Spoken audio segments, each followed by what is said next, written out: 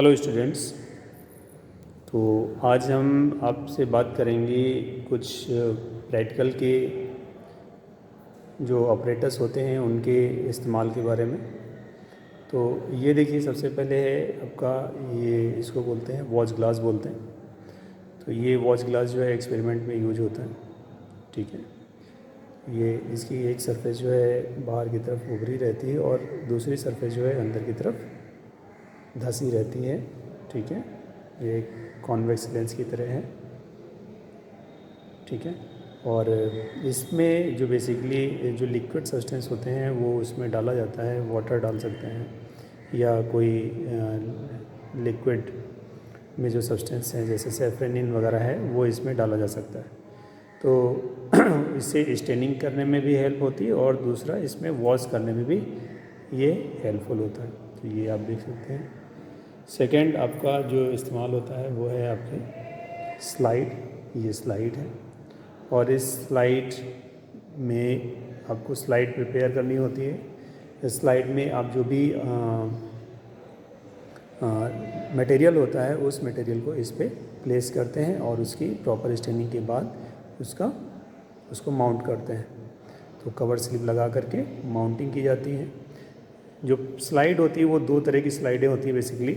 एक permanent slide होती है, मतलब जब हम इसको प्रिपेयर करते हैं तो ये स्लाइड जो है ये अगर वो परमानेंटली यूज हो रही है तो वो परमानेंट स्लाइड कहलाती है। और जब अगर वो हमने टेम्परेरी रूप में बनाई है केवल दिखाने के लिए तो वो टेम्परेरी स्लाइड कहलाती है। सेकेंड जो है वो है कवर स्लिप।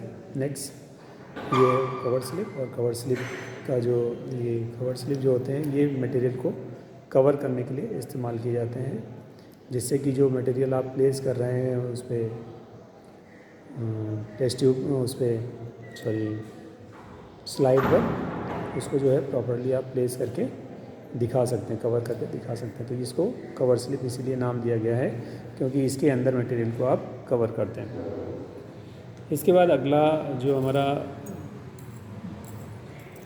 ऑपरेटर्स है जिसका हम इस्तेमाल करते हैं वो है आपका, जिसको हम पेट्री डिश के नाम से जानते हैं। ये है पेट्री डिश और इस पेट्री डिश का भी इस्तेमाल जो है हम वो लिक्विड सब्सटेंस रखने के लिए करते हैं, ठीक है। तो आप देख सकते हैं कि ये एक कटोरी जैसा है और इसको हम जो है बायोलॉजिकल लैंग्वेज में पेट्री डिश बोलते हैं। ये पेट्री डिश है। और नेक्स्ट जो है वो है आपका ये है टेस्ट ट्यूब। किसी भी चीज़ को हीट करने के लिए इस टेस्ट ट्यूब का इस्तेमाल किया जाता है। तो बेसिकली अगर आप क्लास 12th में है तो क्लास 12th में जो आप DNA एक्सट्रैक्शन के बारे में जो पढ़ते हैं तो उसमें इसका इस्तेमाल किया जाता है और भी कई एक्सपेरिमेंट्स में भी इसका इस्तेमाल किया जाता है। तो ये जो है ऑपरेटर्स हैं। इसके अलावा ये बॉटल होती है और इस बॉटल में जो है हम स्टेन्स वगैरह रखते हैं। तो इसमें आप देख रहे हैं कि इसके अंदर स्टेन रखा जाता है और ये स्टेन्स बेसिकली, स्टेन वर्ड का मतलब कलर्स है। तो ये कलर्स होते हैं और इनको हम इसके अंदर रखते हैं।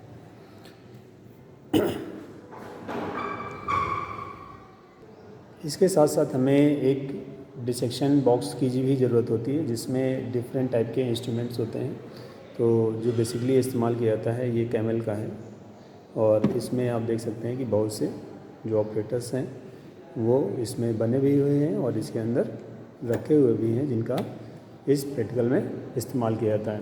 तो ये बॉक्स आता है, डिसेक्शन बॉक्स बोलते हैं, और इसका हम लोग जो है प्रैक्टिकल में इस्तेमाल करते हैं। चलिए, okay, thank you, have a nice day.